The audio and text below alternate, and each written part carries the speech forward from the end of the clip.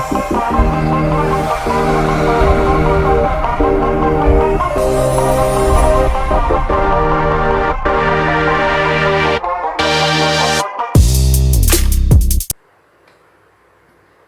friends, welcome to NNELM.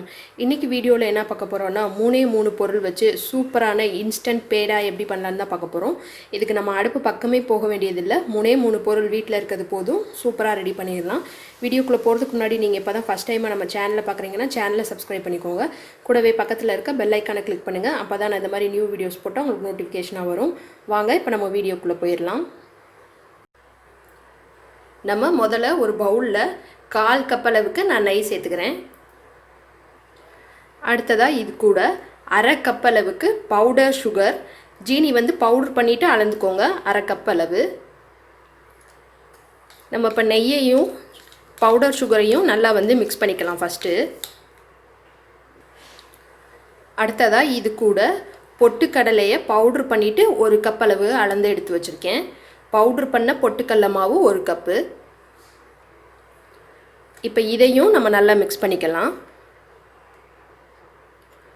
நம்ம இதில் தண்ணியோ பாலோ எதுவுமே சேர்க்க போகிறதில்ல, அவ்வளோதான். இதை நல்லா நீங்கள் மிக்ஸ் பண்ணிக்கிட்டே இருந்தீங்கன்னா அந்த சுகரில் இருக்க அந்த ஈரமே போதும், நம்மளுக்கு லட்டு மாதிரி பிடிக்கிற மாதிரி வந்துடும். சப்போஸ் உங்களுக்கு கொஞ்சம் ட்ரையாக இருக்க மாதிரி இருந்துச்சுன்னா 1 அல்லது ஒரு 2 ஸ்பூன் அளவுக்கு நெய் சேர்த்துக்கலாம்.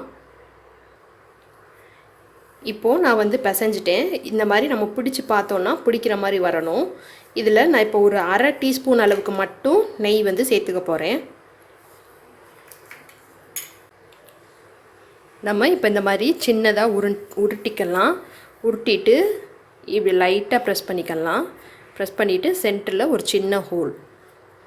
இது பார்க்குறதுக்கு ஒரு பேடா ஷேப்பில் இருக்கும். இதே மாதிரியே நம்ம மற்றதை ரெடி பண்ணிக்கலாம்.